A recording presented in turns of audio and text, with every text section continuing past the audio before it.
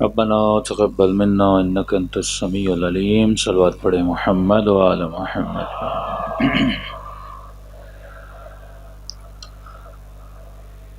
بسم اللہ الرحمن الرحیم.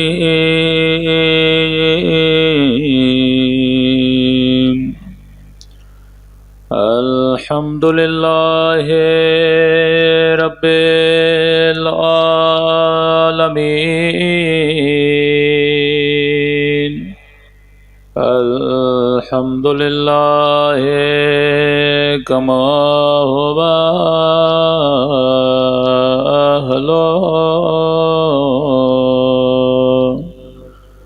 الصلاۃ والسلام علی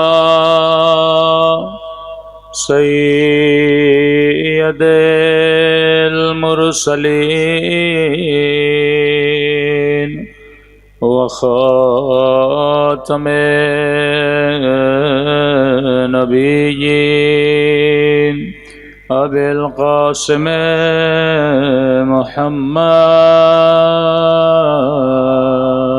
اللهم صل على محمد وعلى آله الطيبين الطاهرين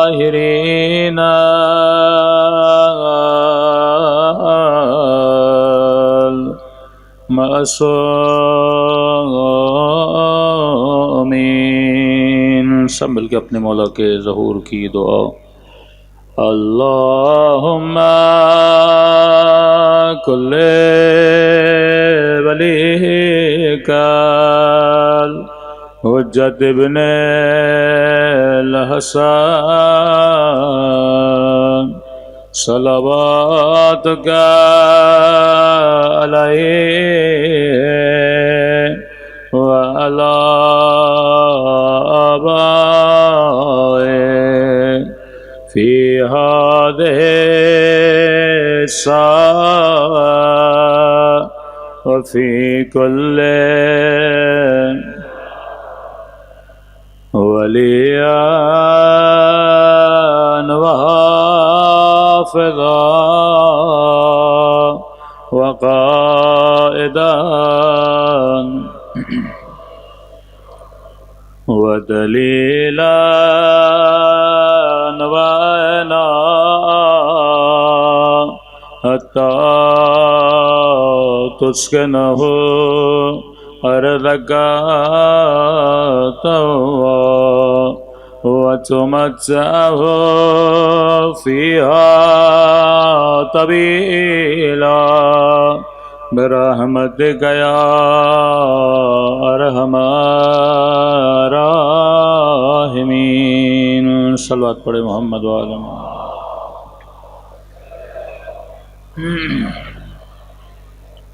بسم اللہ الرحیم. ان الحسین مصباح الہدی وسفینۃ النجات. صلوات پڑھے محمد وآل محمد.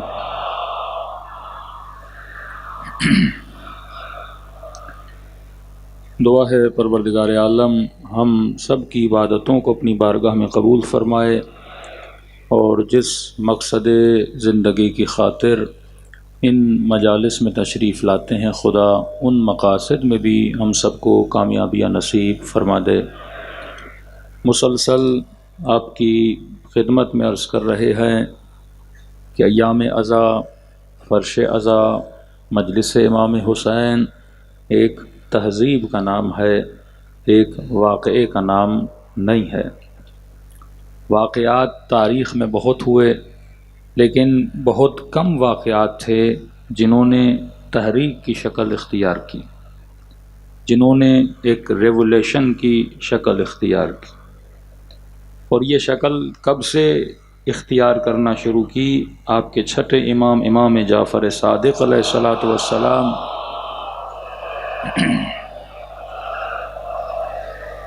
مولا کے زمانے سے مجالس عزا امام حسین کی ترتیب کے ساتھ ایک رسم، ایک تہذیب، ایک ثقافت کی صورت میں شروع کر دی گئی۔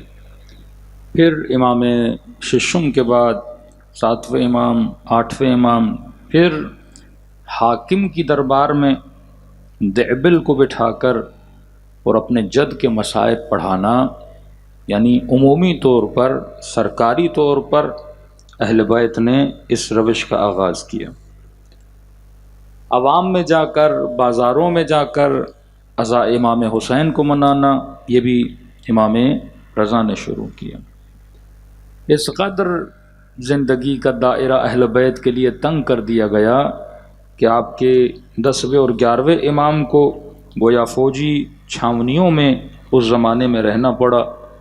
لیکن شیعت اس قدر بڑھ چکی تھی، چاہنے والوں کی تعداد اس قدر ہو چکی تھی کہ اب یہ ایک تشکل بن سکتا تھا، ایک تنظیم کی صورت، ایک تحریک کی صورت اختیار کر سکتے تھے۔ کیونکہ جس طرح آپ کے لیے مسئلہ امامت کلیئر ہے کہ آج کسی بچے سے پوچھو گے نا تو رٹا ہوا ہر کسی نے پنجتن 5 ہیں، معصوم 14 ہیں اور امام 12 ہیں۔ یعنی آپ کے لیے بالکل ایک بچگانہ مسئلہ ہے اس وقت کہ 12 امام ہیں اور 14 معصوم ہیں اور پنجتن آل ابا 5 ہیں۔ لیکن آپ 5 منٹ کے لیے یہ سوچیں کہ یہ مسئلہ اہل کوفہ کے لیے کیسا تھا جب امام حسین کو خط لکھ رہے تھے۔ یہ مسئلہ چوتھے امام کے زمانے میں واقعاً لوگوں کو پتا تھا یہ امام ہے، واقعاً کسی کو پتا تھا کہ چھٹے امام امام ہیں۔ ابو حنیفہ جب امام کی شاگردی کر رہے تھے کیا یہ سمجھ کے کر رہے تھے کہ یہ ولی خدا ہیں، امام ہیں؟ نہیں، احترام تھا کیونکہ فرزند رسول ہیں، احترام تھا کیونکہ ایک علمی شخصیت ہے۔ اس قدر جس طرح آپ کی نسلوں کے لیے امامت کا مسئلہ ہضم شدہ مسئلہ ہے، آپ نے اس مسئلے کو ڈائجسٹ کر لیا ہے۔ آپ کو پتا ہے کہ واقعاً رسول خدا کے بعد اگر روئے زمین ولی خدا ہے تو یہ 12 ہیں، اور یہ نعمت الہی ہے کہ آپ اس زمانے میں ہیں، آپ کے لیے مسئلہ آیا ہے۔ لیکن جب تاریخ اٹھاتے ہیں تو بڑے بڑے لوگ، بڑی بڑی شخصیات حسین ابن علی کو تو مانتی تھیں پر امام حسین کو ایز امام نہیں مانتی تھیں، امام حسن کو تو مانتے تھے پر ایز امام نہیں مانتے تھے۔ تبھی آج بعض جوانوں کو بعض شخصیت کا ذکر کیا جاتا ہے تو پریشان ہو جاتے، مولانا یہ کیسے ہو سکتا ہے کہ اتنی بڑی شخصیت امام نہ مانتی ہو؟ ادب کرتے تھے بطور اہل بیت، لیکن نظریاتی طور پر، عقیدتی طور پر امام مانتے ایسا نہیں تھا۔ جن میں کربلا کے اندر بارز ترین شخصیت جناب زہیر کی ہے۔ 2 مکتب تھے، شیعیان علی، دوسرا تھا عثمانی۔ شیعہ علی اسے بولا جاتا تھا جس نے رسول خدا کے بعد علی کی خلافت کو مانا، اسے شیعہ علی بولتے تھے۔ شیعہ عثمان اسے بولتے تھے جو رسول خدا کے بعد خلافت علی کا قائل نہیں تھا، سقیفہ کا قائل تھا، عثمانی مکتب۔ اب یہ نہیں کہ یہ علی کو نہیں مانتے تھے، مانتے تھے، لیکن چوتھا خلیفہ، یہ نہیں کہ امام حسین کو نہیں مانتے، ادب کرتے تھے، فرزند رسول ہیں، نبی نے کاندھوں پہ اٹھایا ہے، ان کی فضیلت میں احادیث موجود ہیں کہ ان الحسن والحسین سیدہ شباب اہل الجنہ، لیکن یہ نہیں تھا کہ حسین کہے کہ میری مدد کے لیے آؤ، یہ امام سمجھ کر حسین کو لبیک کہنا اپنے اوپر واجب سمجھیں، ایسا نہیں تھا۔ بالکل ایسے تھا کہ 2 صحابی بلا رہے ہیں، ایک علی کا بیٹا ہے، ایک امیر شام کا بیٹا ہے، مسئلہ امامت کلیئر نہیں تھا۔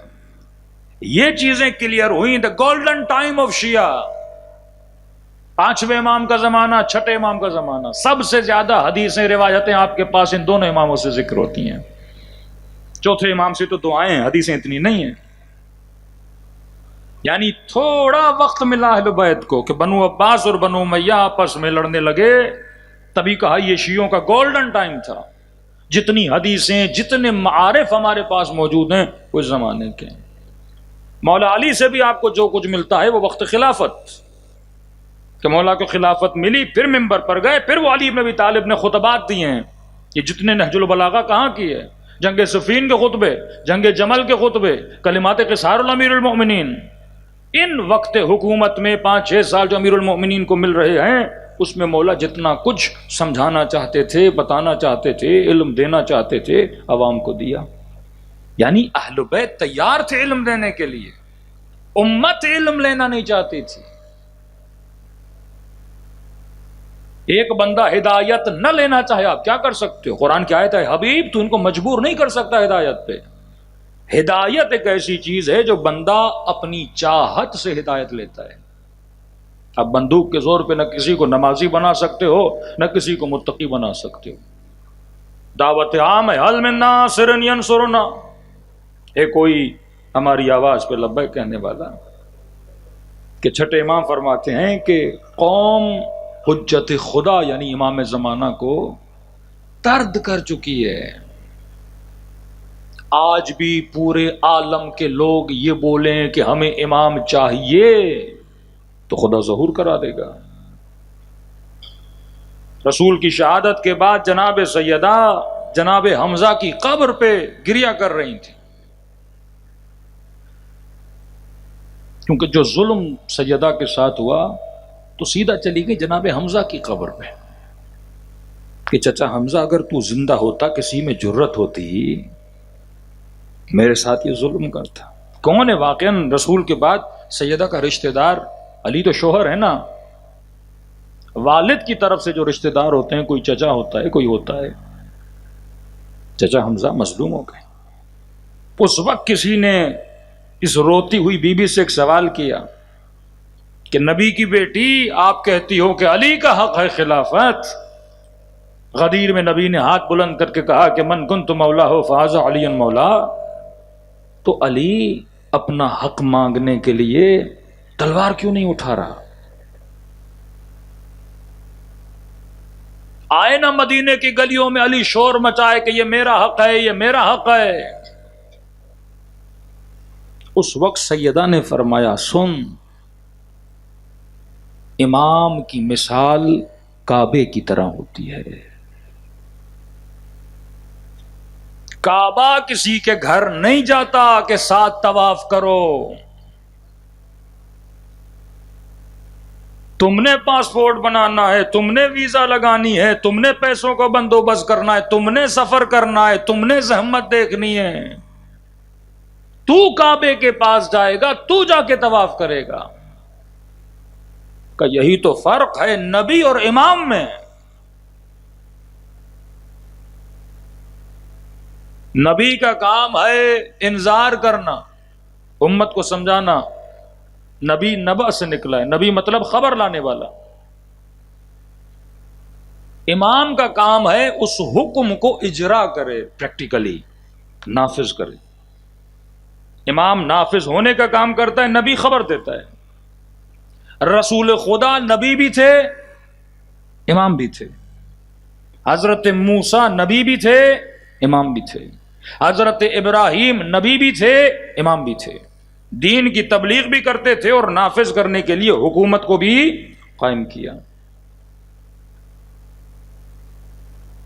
کہ تم نے نہیں سنا میرے بابا سے کہ کہا کہ یا علی انت منی بمنزلت ہارون من موسیٰ لانہ لا نبی بعدی؟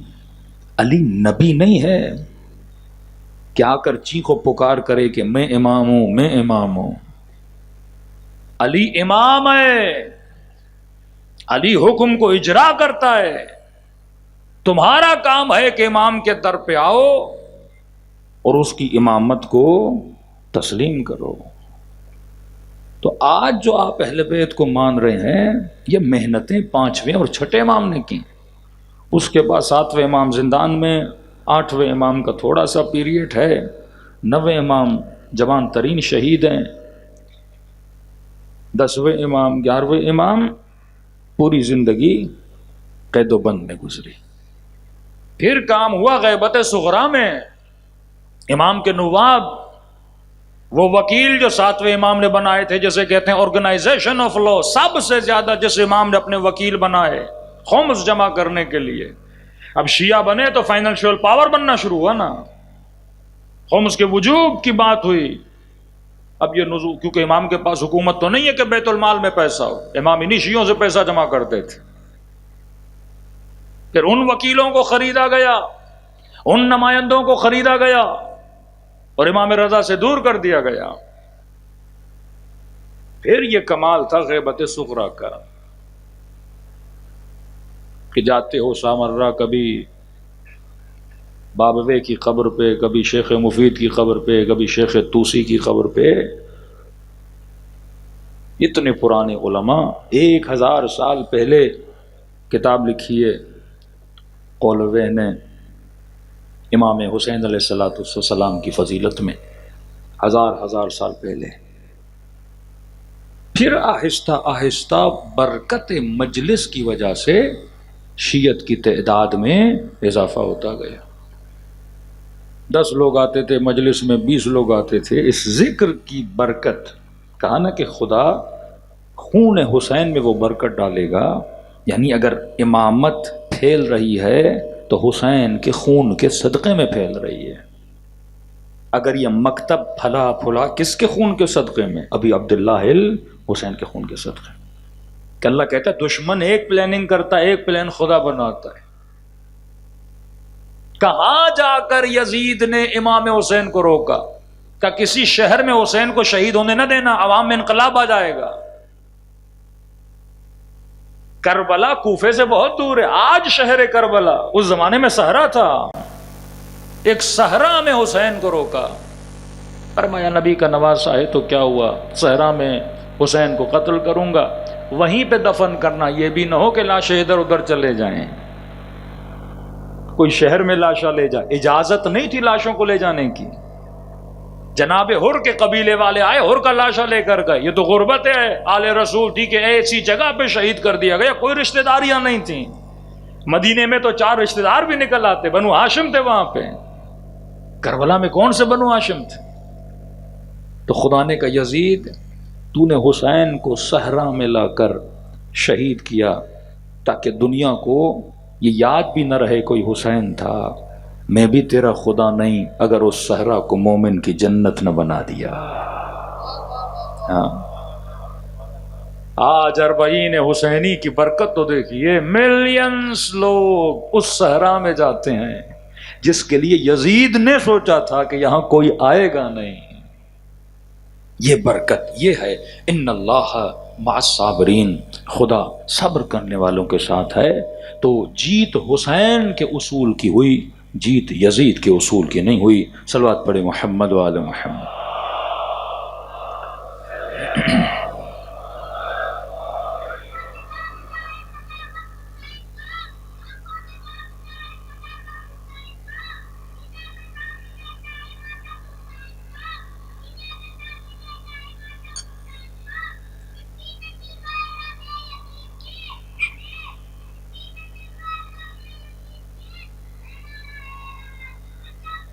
حسین کا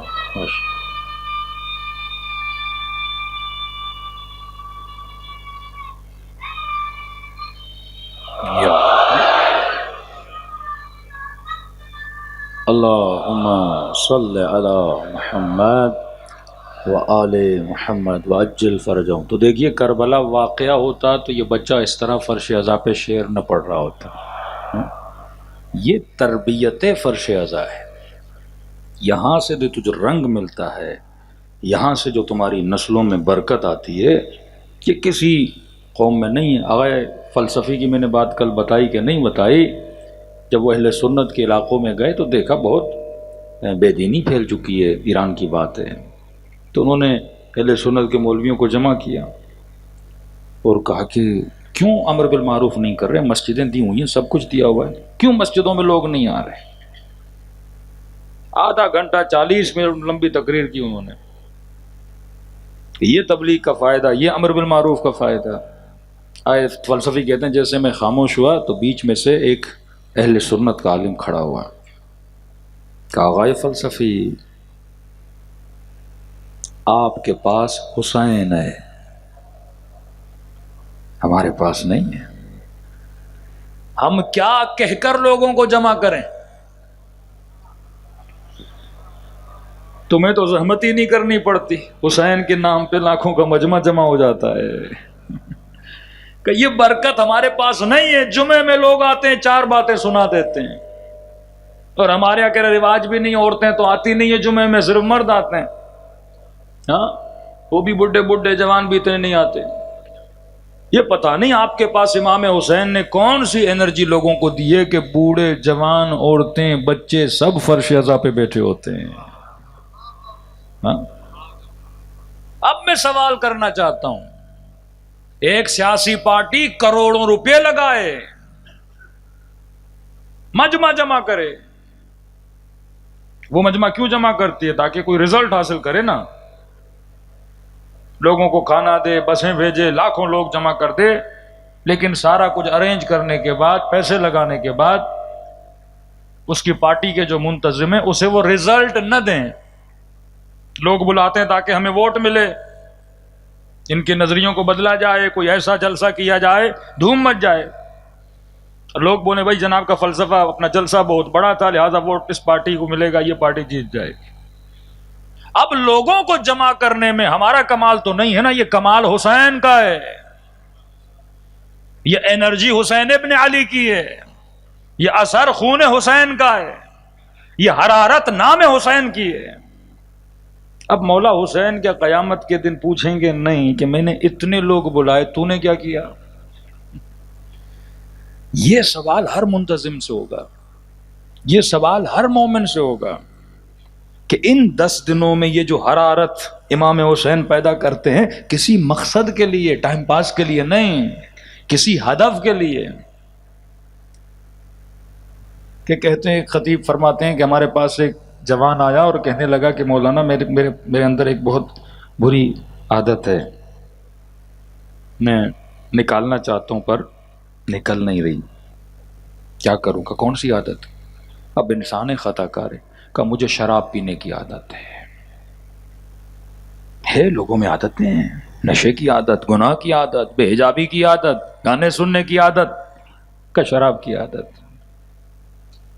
اور حدیث معصوم ہے، شیطان کے داخل ہونے کے انٹرنس آف شیطان مومن کو جب گمراہ کرنا چاہتا ہے، کچھ ایزی انٹرنس ہے شیطان کے، وہ انٹرنس اگر اسے مل جائے تو بڑی آسانی سے آپ کے اندر داخل ہو سکتا ہے۔ فرمایا ان انٹرنس میں سے ایک انٹرنس ہے شراب، تبھی خدا نے شراب کو حرام قرار دیا، کیونکہ بندہ جب نشہ کرتا ہے تو شیطان کی وہ لاک کھول دیتا ہے، شیطان کے لیے دروازہ کھول دیتا ہے۔ عقل کیوں بولا؟ عقل کا کام ہے دروازے کو بند رکھنا۔ شراب پیے گا، اب کسی چیز پہ کنٹرول نہیں ہوگا، بڑی آسانی سے شیطان داخل ہو جاتا ہے۔ دوسرا انٹرنس آف شیطان معصوم فرماتے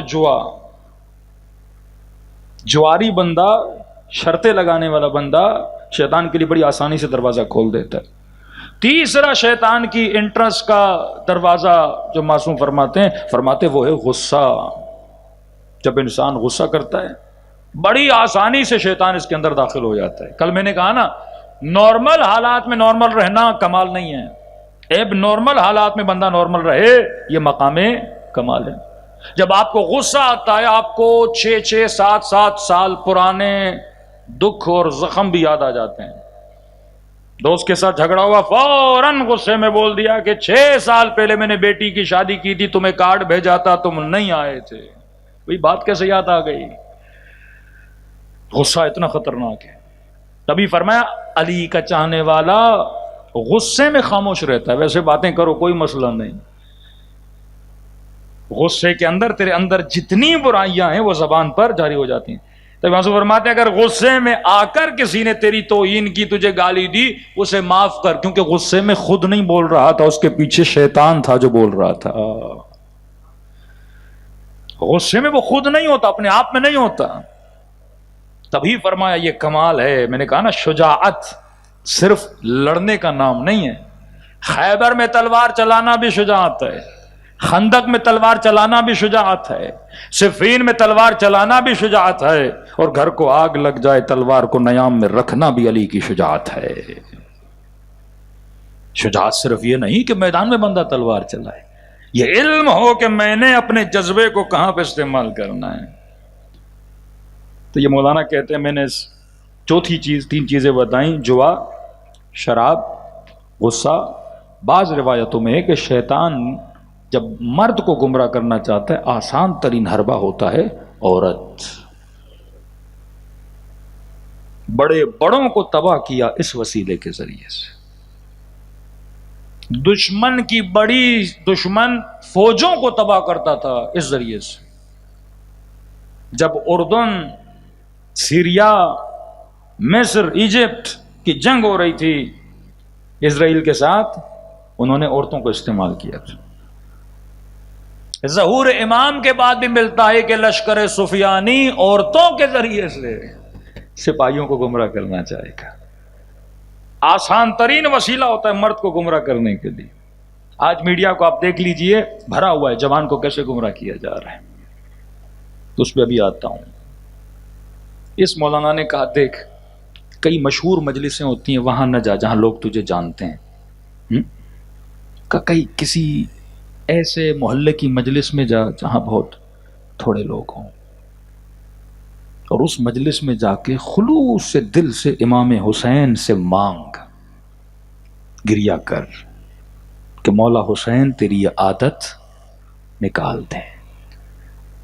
یہ جوان 10 دن کے بعد مولانا کے پاس آتا ہے، کہتا ہے حسین نے میرے دل سے شراب کی محبت کو نکال دیا ہے. رسول خدا کی حدیث ہے، سفینۃ البحار میں شیخ عباس قمی فرماتے ہیں بی انذرتم، یہ پنجتن آل ابا فرماتے ہیں میرے ذریعے سے اللہ تمہارا انذار کرواتا ہے، مجھ سے ڈراتا ہے. میں نبی کا کام ہے تجھے جنت جہنم کی باتیں بتاؤں اور تمہارے وجود میں خوف پیدا کروں. لیکن بعلی اہتدیتم، اگر میرے بعد ہدایت لینی ہے تو ہدایت کا ذریعہ خدا نے کس کو بنایا ہے؟ علی کو بنایا ہے. یہ ضرور ہے کہ میرے بعد کئی لوگ ممبر پہ آئیں گے، تبلیغ کریں گے، اللہ کی باتیں کریں گے، رسول کی باتیں کریں گے، جنت و جہنم کی باتیں کریں گے، کہ نہیں ہدایت نہیں ملے گی. بعلی اہتدیتم، اگر ہدایت ملنی ہے میرے بعد تو کس کے ذریعے سے ملے گی؟ علی کے ذریعے سے ملے گی.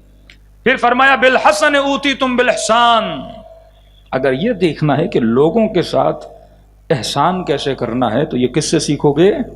حسن سے سیکھو گے.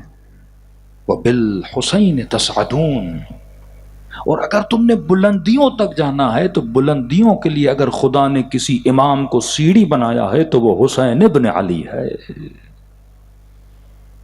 حسین وہ امام ہے جو انسان کو حر بناتا ہے. حسین وہ امام ہے جو بڑی آسانی سے دلدل سے نکال کے انسان کو بلندیوں تک لے کر جاتا ہے. ہمارے استاد ایران میں خطیب ہیں، فرماتے ہیں کہ ایک دن عشرہ محرم پڑھ رہے تھے اور موضوع تھا جنت کے دروازے، جس طرح ہم اہل بیت کی زندگی کے اصول پہ گفتگو کر رہے ہیں. تو کہتے ہیں میں نے پہلی دن محرم میں یہ پڑھا کہ جنت کے دروازوں میں سے ایک دروازہ روزے داروں کا ہے، فضائل پڑھے روزے داروں کی. دوسرے دن پڑھا کہ جنت کے دروازوں میں سے ایک دروازہ حاجیوں کا ہے، حج کے فضائل پڑھے. تیسرے دن میں نے کہا جنت کے دروازوں میں سے ایک دروازہ انفاق کرنے والوں کا ہے، خیرات کرنے والوں کا ہے، اللہ کی راہ میں صدقہ دینے والوں کا ہے، غریبوں کی مدد کرنے والے کا ہے. کہ تیسرے دن پڑھ لیا، فضائل پڑھے اس کے. کہتے جیسے ممبر سے اترا ایک کمزور سا بوڑھا تھا، فقیرانہ لباس پہنا ہوا تھا، اس نے مجھے روک دیا، مولوی صاحب ادھر آؤ. کیا ہوا؟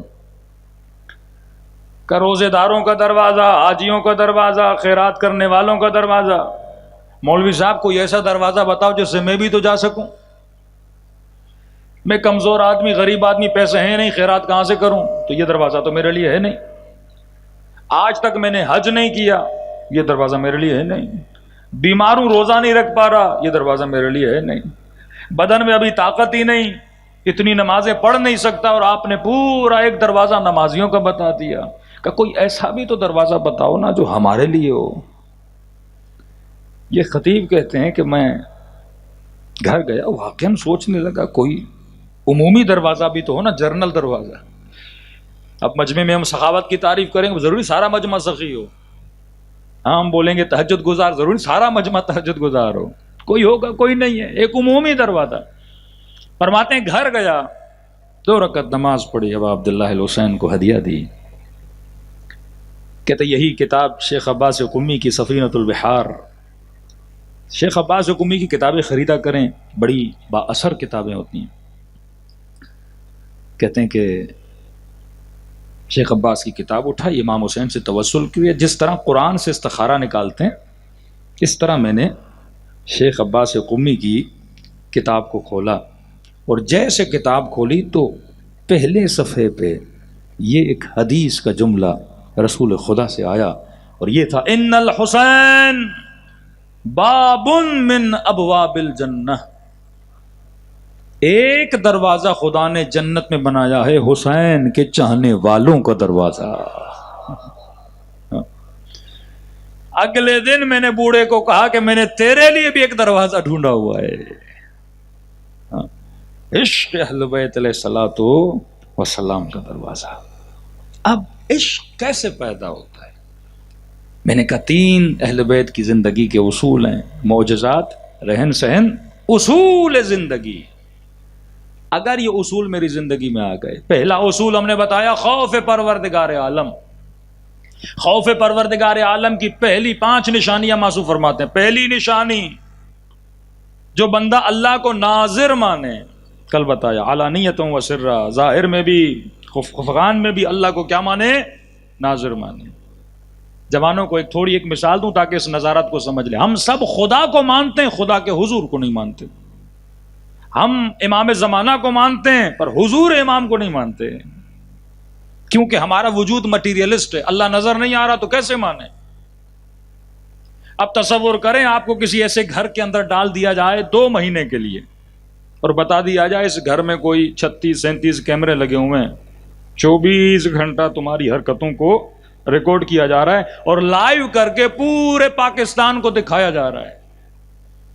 خدا کی قسم ان 2 مہینوں میں آپ سے بڑا کوئی متقی نہیں ہوگا. پتا ہوگا لوگ دیکھ رہے ہیں، پاکستان دیکھ رہا ہے، تو ہم سے بڑا کوئی باتقوا نہیں ہوگا. یہ ایمان رکھنا، اللہ ناظر مطلب خدا کا کیمرہ مجھے 24 گھنٹہ دیکھ رہا ہے، گھر کے اندر گھر کے باہر. اس کیمرے پر اگر تیرا ایمان ہو گیا، یہی تقویٰ ہے، یہ خوف خدا کی نشانی ہے. میں نے مثال دی تھی، کربلا جا کے متقی بن جائے، مجلس میں آ کے متقی بن جائے، یہ کمال نہیں ہے. اس کیمرے کو مانے. دوسری صفت ناظر ماننا. دوسری صفت اپنی زندگی میں سب سے زیادہ پرائرٹی کس کی بنائے؟ پروردگار عالم کی. اہمیت کس کی؟ رشتہ دار کی، باپ کی، بہن کی، بیٹے کی، عشیرتکم اپنے عشیرے کی، ابناؤکم اپنے بچوں کی. فرمایا نہیں، فاسٹ خدا جو بھی کرو پہلے یہ بولو پہلے میں اللہ کو دیکھوں گا پھر حکم صادر کروں گا. کسی ایسی محفل میں نہ جاؤ کہ لوگ خوش ہوں اور لوگوں کی وجہ سے گناہ کرو. ہر وہ کام کرو جس سے تیرا خدا خوش ہو. تیسری چیز ایتھیکل ایگریمنٹس. اگر معاشرے میں تیرا اخلاق نہیں، اس کا کوئی فائدہ نہیں ہے. ہمسائے کے ساتھ اخلاق، بیوی کے ساتھ اخلاق، اپنے کولیگز کے ساتھ اخلاق. یہ چوتھی چیز جو معصومین فرماتے ہیں قرآن کی آیت ہے وَنَهَا النَّفْسَ عَنِ الْهَوَىٰ. ہوا مطلب ہوس، ہوس پرست کبھی شیعہ نہیں ہوتا. یہ نہیں کہا نہا النفس عن الذنب، گناہ سے روکے، نہیں، گناہ تو ویسے ہی نہیں کرتا علی کا چاہنے والا. فرمایا ہوس سے بندہ خود کو روکے. حلال کھا رہا ہے پر حلال میں بھی ہوس باز نہ بنے. کھانا کھانا حلال ہے، معصوم فرماتے ہمارا چاہنے والا پیٹو نہیں ہوتا، شکم پرست نہیں ہوتا. اب اللہ نے پیسہ دیا اس کا مطلب یہ تھوڑی ہے کہ تو ڈیلی مثلا ہوٹلنگ کرنا شروع ہو جائے. یہ ہوس ہے. گھر کا کھانا تو مجھے اچھا نہیں لگتا، ڈیلی بیسس پر ہوس باز. بیوی کو کہے شادی میں نے کی اس لیے تاکہ تو ڈیلی مجھے نئی نئی کھانے بنا کر دے. ہوس باز ہے یہ. ہو سکتا ہے حلال نکاح کرے، لیکن اگر چھٹے امام کی دقیق لفظ ہیں، فرماتے ہیں جو نکاح میں بھی ہوس باز بن جائے. حلال کر رہا ہے لیکن ڈیلی اپنی شہوت کو تر و تازہ کرتا رہے، فرمایا ہوس باز ہے یہ. نہ عاشق شہوت بن، نہ عاشق شکم بن. یہ ہوس تجھے تباہ و برباد کر. شہرت کی ہوس، واہ کی ہوس، تعریف کی ہوس، ہاں ایک حد میں رہے تو صحیح ہے، لیکن اگر تو ہوس باز بن جائے، ہوس باز کبھی شیعہ نہیں ہوتا. فرمایا ہمارے شیعہ ہوا وہ ہوس سے کیا ہوتے ہیں؟ دور ہوتے ہیں. اب معاشرے میں رد و بدل کیسے پیدا ہوتا ہے؟ فرمایا کھاؤ کلو وشربو ولا تسرفو، کھاؤ پیو لیکن اسراف نہ کرو،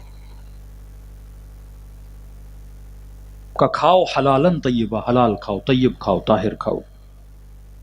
ایک طرف ہے مسلم معاشرہ، ایک طرف ہے ویسٹرن سوسائٹی۔ اب ویسٹرن سوسائٹی میں کیا ہوتا ہے کہ بیویاں گھر میں کھانا نہیں بناتی، ماں باپ کو وہ گھر میں رکھتے ہی نہیں ہیں۔ ہمارے یہاں تو یہ کانسیپٹ نہیں ہے کہ کوئی اپنے باپ کو گھر سے نکال دے، ماں کو گھر سے نکال دے، لیکن اس سوسائٹی میں کیا ماں باپ گھر میں ہے نہیں، شادی کر کے آتا ہے، بیوی تو کام کرتی ہے، وہ کھانا بناتی نہیں ہے۔ اب کھانا نہ امی بنا کر دے نہ بیوی بنا کر دے تو کھانا کون بنا کر دے گا؟ میک ڈونلڈ بنا کے دے گا، KFC بنا کر دے گا۔ اور آفس میں بھی کھانا ایسا چاہیے، ویسا نہیں ہماری طرح روٹی ہو سالن ہو، اب ہاتھ بھی دھونے ہیں، کیونکہ سسٹم پورا پیسے کمانے کا ہے۔ وہ کہتے ٹائم از گولڈ، ٹائم سونا ہے، 10 منٹ بھی کیوں ضائع کروں، کام کر کے پیسہ بناؤں، سفرے پہ سکون سے بیٹھ کے کیوں کھاؤں، لیپ ٹاپ چل رہا ہے، کام ہو رہا ہے، اور ساتھ میں ایک برگر لیا ہوا ہے، اور وہ بھی ایسا جس سے ہاتھ بھی خراب نہ ہو۔ تو اس کا فوڈ کا نام کیا رکھا؟ فاسٹ فوڈ، جلدی کھانے والا کھانا۔ اب جب پیٹ میں ڈالا تو کہتا ہے ہضم بھی تو میں نے جلدی کروانا ہے۔ اللہ کا سسٹم اگر ہضم کرنے پر آئے تو 3-4 گھنٹے لگ جاتے ہیں کھانا ہضم ہوتے، اور اس فوڈ کو ہضم کرنے کے لیے پھر پیپسی بنا دی، کوک بنا دیا، وہ پیو تاکہ یہ جلدی فلیش ہو جائے۔ بھائی تو مسلمان ہے، تیری اپنی سوسائٹی ہے، تیرا اپنا کلچر ہے، تیرے گھر میں بیوی بھی ہے، تیری اماں بھی ہے، تو فاسٹ فوڈ کیوں منگواتا ہے؟ ہوس، عقل کا نہ ہونا کہ جو میں کھا رہا ہوں واقعا کیوں کھا رہا ہوں۔ انگریز کتا رکھے تو سمجھ آتی ہے بات۔ یہاں سے جو لوگ ویسٹرن ورلڈ گئے ان کو پتا ہوگا، جو نہیں گئے ان کو بتا رہا ہوں، کتے رکھنا، بلیاں رکھنا انگریز کی مجبوری ہے، واقعا مجبوری ہے۔ آدمی اکیلا نہیں رہ سکتا، پاگل ہو جائے گا۔ بیٹے چھوڑ کے چلے گئے، نواسے چھوڑ کے چلے گئے، شوہر مر گیا، اب بندہ اکیلا ہے، تو وہ اپنی تنہائی کس کے ساتھ شیئر کرتے ہیں؟ کتے کے ساتھ۔ معرفت نہیں ہے نا کہ مصلی پہ بیٹھ کے اللہ کے ساتھ شیئر کرو، راز و نیاز کرو، اب ساری محبت اس کتے کے ساتھ۔ دوسرا یہ بیٹا ہوگا تھوڑا جر و بحث کرے گا، بیٹی ہوگی تھوڑا بحث کرے گی، ہاں بولے گی نہ، کتا کچھ نہیں بولتا، اس کو بیٹھ تو بیٹھ جاتا ہے، اٹھ تو اٹھتا ہے، وہ اطاعت بھی کرتا ہے، محبت بھی کرتا ہے۔ اب مجھے سمجھ نہیں آتی، تیرے گھر میں تیرے بچے بھی ہیں، دادا بھی ہے، دادی بھی ہے، سب ہیں، تو کتے کیوں پال رہا ہے بھائی؟ ان کو تو پیار کی کمی ہے نا، وہ تبھی کتا رکھتے ہیں۔ مینٹلی ڈس آرڈر ہے، اس کو پتہ ہی نہیں میں کیوں کر رہا ہوں، یہ صرف نقل کرنے کا ماہر ہے، عقل اس میں ہے ہی نہیں۔ ہاں، نقال نہ بن، نقل کرنے والا بندر ہوتا ہے۔ اہل بیت کا چاہنے والا اس کے ہر ایکشن میں۔ تو یہ ہوس جو فوڈ کی ہوس پیدا ہو گئی ہے کہ بندے کو پتا نہیں میں صحیح سالم غذا گھر میں کھا سکتا ہوں، نسلوں کو ٹرینڈ کریں کہ انہوں نے کھانا کیا ہے، پینا کیا ہے۔ بعض مومنین کے گھر میں جاتے ہیں، بیٹا 13-14 سال کا، لیکن 3 من 4 من اس کا وزن ہے، بندے خدا، اسی سے سمجھ جاتے ہیں یہ برگر کھا کھا کے بڑا ہوا ہے۔ یہ سیرت ہے، یہ اصول ہے اہل بیت ہیں۔ ایک مومن کو میں نے مذاقن کا، میں نے کہا آپ کا بیٹا ماشاءاللہ اتنا بڑا امام زمانہ آئیں گے، یہ دوڑ ہی نہیں پائے گا، مولا کے لشکر میں کہاں فٹ کرو گے تم اسے؟ صرف یہ تو نہیں حسین حسین کر کے گھر چلے گئے، بھائی اصول زندگی اہل بیت تمہارے گھر میں کہاں ہیں؟ اگر یہ شکم پرست ہے، یہ خدا پرست نہیں بن سکتا۔ اگر یہ ہوس پرست ہے، یہ خدا پرست نہیں بن سکتا۔ اگر اس کا آنکھوں پہ کنٹرول نہیں ہے، یہ کیسے سپاہی امام زمانہ بنے گا؟ ایک نوحہ پڑھنے سے، ایک نعرہ مارنے سے، ایک شعر پڑھنے سے، 4 حیدر حیدر کہنے سے۔ تبھی آقا قراتی کہتے ہیں کہاں یا علی کہنا اور کہاں علی کے ساتھ رہنا۔ یا علی کہنا بڑا آسان ہے، لیکن علی کے ساتھ رہنا بڑا مشکل ہے. کہ میں نے کل کی مجلس میں کہا بعض ہمارے جذباتی مومنین جاتے ہیں نا شام، وہ کسی نے بتا دیا ادھر یزید کی قبر ہے، غصے میں دوڑے دوڑے گیا، 4 لاتیں بھی ماری اور منہ سے جو گالیاں آئیں وہ بھی بولی، لاب دہن بھی اس قبر پہ پھینکا. میں نے کہا بڑا آسان ہے قبر میں سوئے ہوئے یزید کو لاتیں مارنا. میں نے کبھی نکلے نا 400 سپاہیوں کے ساتھ باہر، پھر میں تیرا دوڑنا دیکھوں. وقت کے یزید کو للکارنا خمینی نے سکھایا. وہ جذبہ دیا ماؤں کو کہ ٹینکوں کے سامنے 6 مہینے کے بچوں کو سینے سے لگا کے کھڑی ہو گئیں. ایک ایک ماں نے 5 بچے قربان کیے. یہ شجاعت کا درس حسین ابن علی کا ہے. اللہم صلی اللہ علیہ. تو جب تک حسینی اصول زندگی میں نہیں ہے تو چوتھی چیز کیا فرمایا؟ اگر بندے کے وجود میں ہوس ہے فائدہ نہیں ہے. ایک اور مثال دوں تاکہ آپ سمجھ جائیں. کسی مومن نے کہا شاید کل دی کہ بھائی مولانا فلاں آدمی ہے اس نے 20 سال سے کسی نامحرم کو نہیں دیکھا. بڑا متقی آدمی ہے 20 سال سے. پھر پتا چلا 20 سال سے جیل تھا وہ. پوری زندگی اس نے مولانا کوئی فلم نہیں دیکھی. پتا چلا بندہ تھا ہی اندھا. یہ کوئی کمال ہے؟ کمال تب ہے جب گناہ کی طاقت ہو اور بندہ گناہ نہ کرے. یوسف بننا سیکھ. کربلا قصہ نہیں، زندگی گزارنے کے طریقے اور اسلوب کا نام ہے. سر ایسے ہی کٹا دیا امام حسین نے. پہلی چیز اللہ کو ناظر مان، دوسری چیز زندگی میں اللہ کی اہمیت، تیسری چیز ہوس سے بچو، چوتھی چیز اپنے اخلاق کو بناؤ، پانچویں چیز ان الذین قالوا ربنا اللہ ثم استقاموا، جنہوں نے کہا کہ اللہ ہمارا رب ہے اس کے بعد استقامت پیدا کی. میدان کو نہ چھوڑنے والے، استقامت. میں سمیت مار کا مار دو کاٹ دو، علی کو نہیں چھوڑوں گا.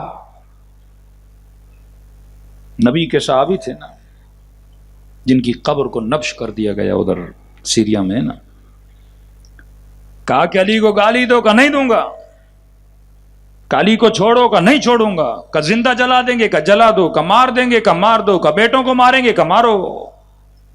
آخر میں کھڈا کھودا، اس میں آگ جلائی، کہ اس میں جلا دیں گے، کہ کوئی بات نہیں جلا دو. کہتے جب مارنے کے لیے آئے نا، کہ مجھے بھی مارو گے، کہاں بیٹوں کو مارو گے، کہاں ان کو بھی مار دیں گے. پکا کا پکا، کہ ایک کام کر پہلے بیٹوں کو مار. کا بڑا شقی القلب باپ ہے تو. کوئی اور باپ ہوتا نا کہتا پہلے مجھے مار بعد میں بیٹوں کو مار. تو کیسا باپ ہے؟ کا شقی نہیں، علی کا عاشق ہوں.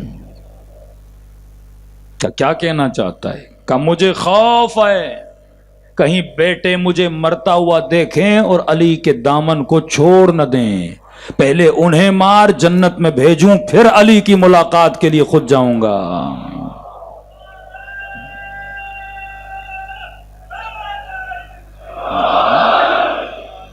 قالوا ربنا اللہ ثم استقاموا، جنہوں نے کہا اللہ ہمارا رب ہے. جو یہ کہتا ہے اس میں استقامت ہوتی ہے. وہ میدان نہیں چھوڑتا، وہ حق کو نہیں چھوڑتا، وہ باطل کی طرف نہیں جاتا، نہ ڈرنے والا نہ جھکنے والا. یہ استقامت وجود میں ہوتی ہے. اللہ پہ ایمان مستحکم ہوتا ہے. امام حسین اگر ظواہر کو دیکھتے تو ظاہر تو یہی نظر آ رہا تھا نا، مولا حسین شہید ہو گئے، بچے لٹ گئے، سکینہ زندان شام میں چلی گئیں، لیکن حسین کی نگاہ قرآن کے اس فرمان پر تھی کہ ان اللہ مع الصابرین، اللہ سچوں کے ساتھ. اللہ یہ نہیں کہتا سچے بنو، کہتا کونوا مع الصادقین، سچوں کے ساتھ رہنا سیکھو. سچائی کی تعریف تو ہر بندہ کرتا ہے پر سچائی کے ساتھ رہنا مشکل ہوتا ہے. اللہ کی تعریف تو ہر ٹی وی چینل کرتا ہے پر اللہ کے احکام کے ساتھ زندگی گزارنا مشکل ہوتا ہے. یہ وہ کام ہے. عبداللہ ابن مسعود رسول خدا کے صحابی ہیں، بیت المال میں جتنی کرپشن ہوتی تھی اس بندے نے جتنا روکنے کی کوشش کی، کوئی اور صحابی نہیں تھا۔ زندگی کے آخری لمحات آئے، عثمان اس کے سرانے پر آیا، کہا کہ دنیا سے جانے والے ہو، بچوں کے پاس اتنا مال نہیں، کچھ بیت المال سے تمہیں پیسے دے دوں؟ کہ جناب خلیفہ جب مدد کرنی تھی تب تو نہیں کی، اب مرنے والا ہوں تو مدد کرنے کے لیے آ گئے ہو۔ کہ مجھے تمہارا پیسہ نہیں چاہیے، میرا اعتبار ہے اپنے رب پر، اپنے خدا پر، میرا اعتبار ہے نبی کے کلام پر۔ رسول خدا نے فرمایا اپنے بچوں کو سورہ واقعہ یاد کرواؤ تاکہ روز پڑھیں، کبھی ان کے گھر میں فقیری نہیں آئے گی۔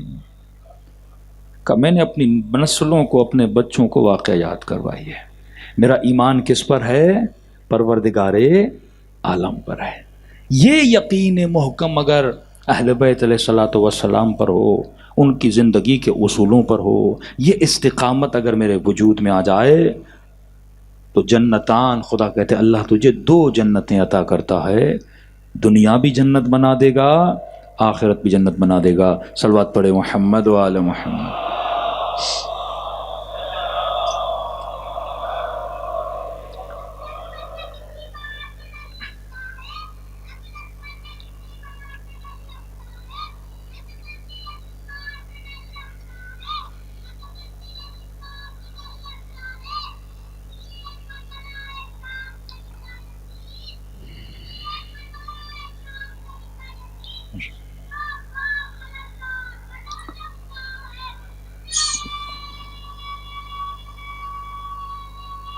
حیدری اللہم صلی علی محمد وعلی محمد وعجل فرج۔ بس ایک حدیث اور ربط مصیبت، استقامت کی ایک نشانی آپ کے امام فرماتے ہیں، چھٹے امام، امام جعفر صادق علیہ الصلوۃ والسلام،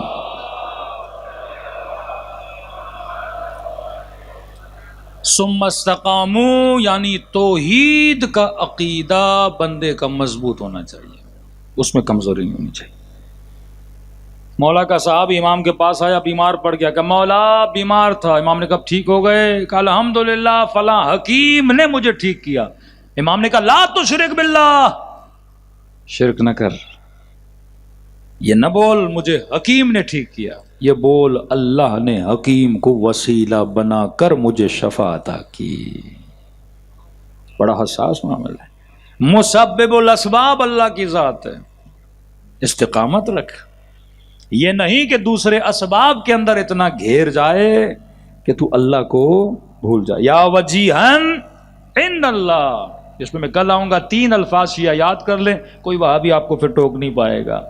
ہم عقیدہ عند کے قائل ہیں، یا وجیہن عند اللہ اشفعی لنا عند اللہ، کہ پروردگارا جب کوئی تیرا بندہ تجھ سے مانگتا ہے تو اس کے گنہگار چہرے کو نہ دیکھ، حسین کے چہرے کو دیکھ، اور صدقہ حسین میں میری شفاعت کر۔ یہ ہے یا وجیہن عند اللہ اشفعی لنا عند اللہ۔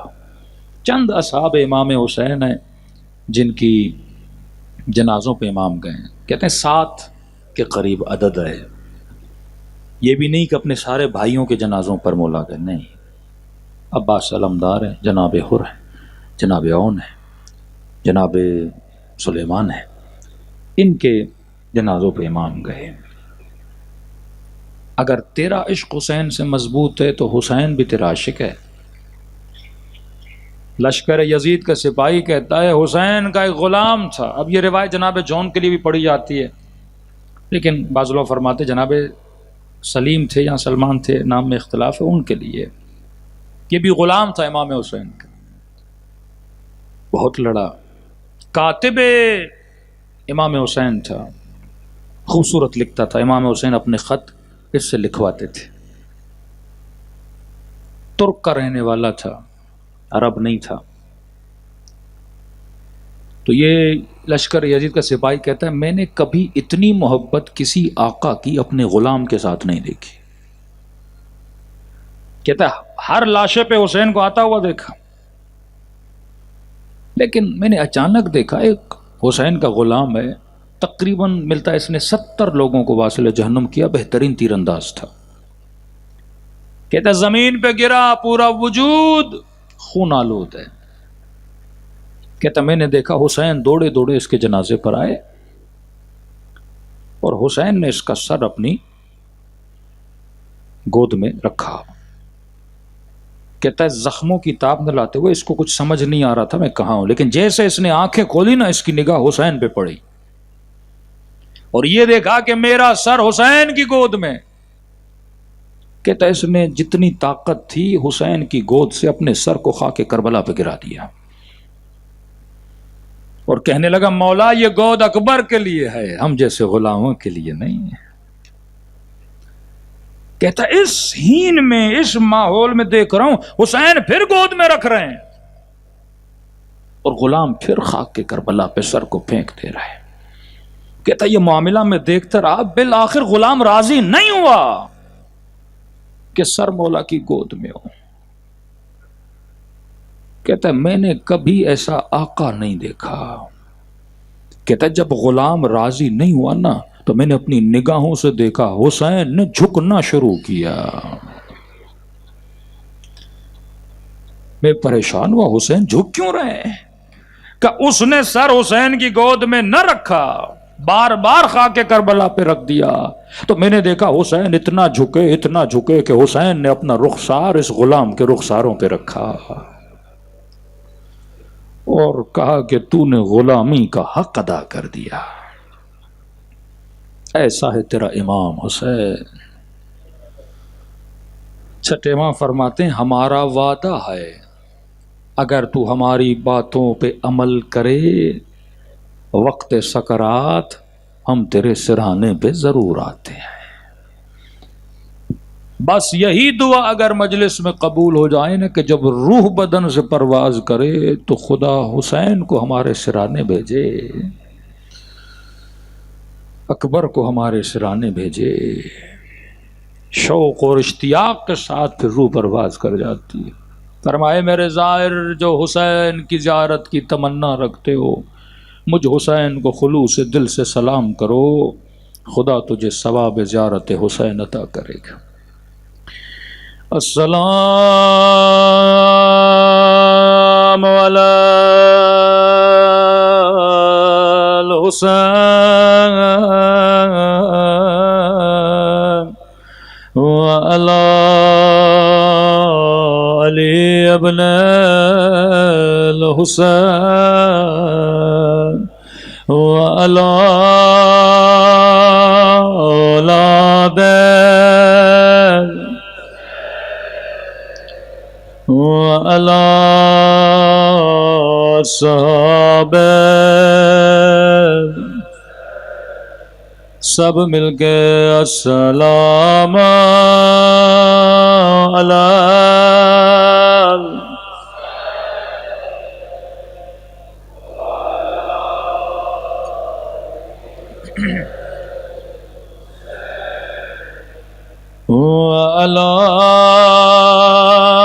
اولاد وعلی صحابہ سب مل کے السلام علی وعلی علی ابن وعلی اولاد وعلی صحابہ. میرا سلام ان ٹوٹی ہوئی بسلیوں پہ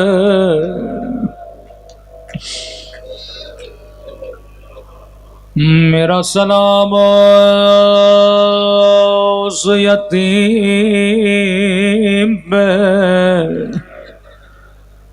جس کے دائیں طرف کی پسلیاں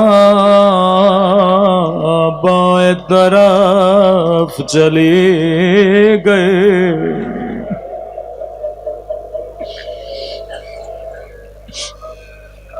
قدیمی مومنوں میں نے نام نہیں لیا لیکن سمجھ گئے یہ شہید کون ہے۔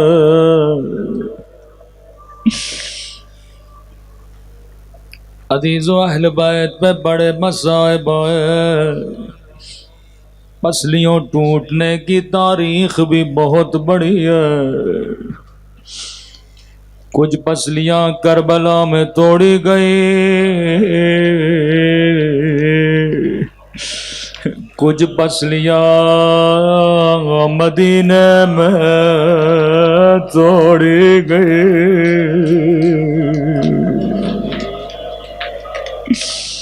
ظلم کی ابتدا مدینے سے ہوئی تھی۔ سنیں گے اہل بیت میں سب سے پہلے کس کی پسلیاں ٹوٹی؟ سب سے پہلے مدینے کی گلی میں ایک دروازے کو آگ لگی تھی۔ اس لکڑی کے دروازے میں ایک لوہے کا قلعہ تھا۔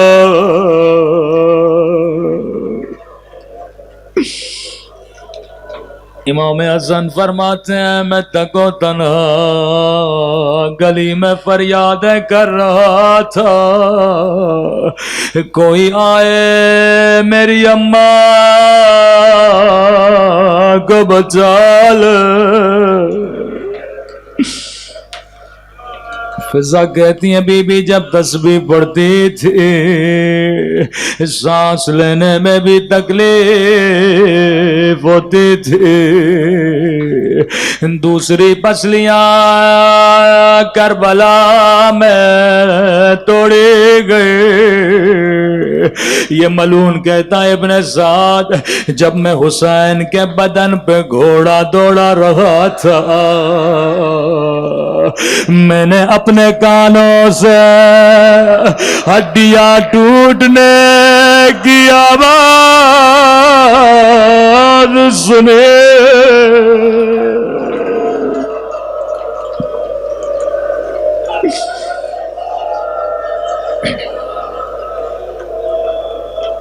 میں قربان مولا حسین آپ کی غربت پر، لیکن مصائب لکھنے والے لکھتے ہیں ان پسلیوں میں اور ایک یتیم کی پسلیوں کے ٹوٹنے میں ایک بڑا فرق تھا۔ فرمایا جب حسین کی پسلیاں ٹوٹی تو بدن سے روح پرواز کر چکے تھے، لیکن حسن کا یتیم قاسم ابھی زندہ تھا۔ دائیں طرف کے گھوڑے بائیں طرف کے گھوڑے دائیں طرف،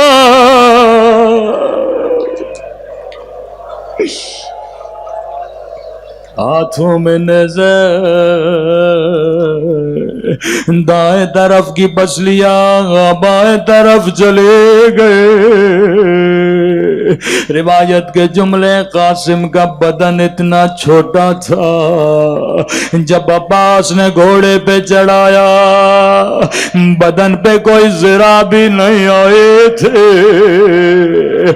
کہا کربلا کا جو بھی شہید جب بھی گھوڑے سے گرا اس نے امام حسین کو آواز دی تھی، لیکن قاسم اتنے چھوٹے تھے جیسے گھوڑے سے گرے کہنے لگے اماں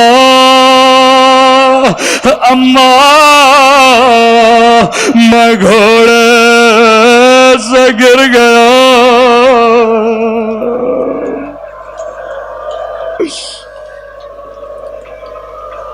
مولا حسین دوڑے دوڑے میدان میں پہنچے. حسین کو کہیں قاسم کا لاشا نظر نہیں آیا. دائیں طرف دیکھا کہ قاسم, بائیں طرف دیکھا کہ قاسم, لیکن کوئی جواب نہیں آیا. ایک مرتبہ کا قاسم امام ہو کے تجھے بلا رہا ہوں. ایک مرتبہ دائیں طرف سے آواز آئی, جی میرے مولا. بائیں طرف سے آواز آئی, جی میرے مولا.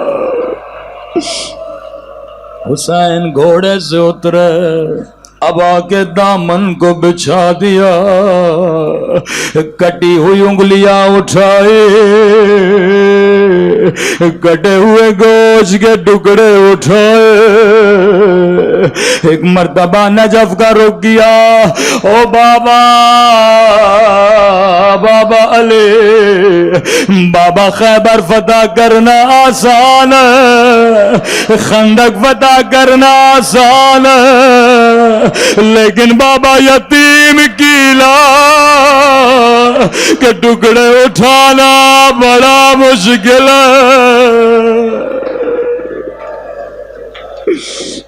گٹھڑی کو باندھا, حسین نے پیٹھ پہ رکھا. خیمے کے در سے آواز دی, اما فضا, ذرا بہن زینب کو بلانا.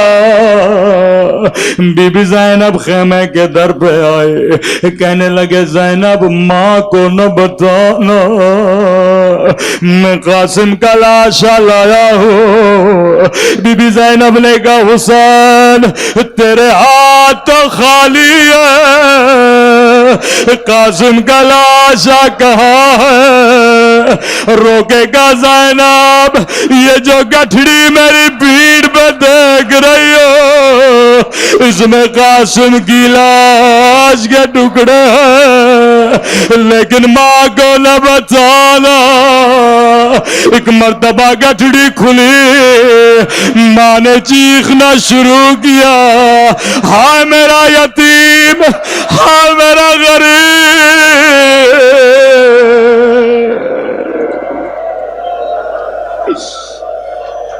الا لعنت اللہ علی القوم الظالمین.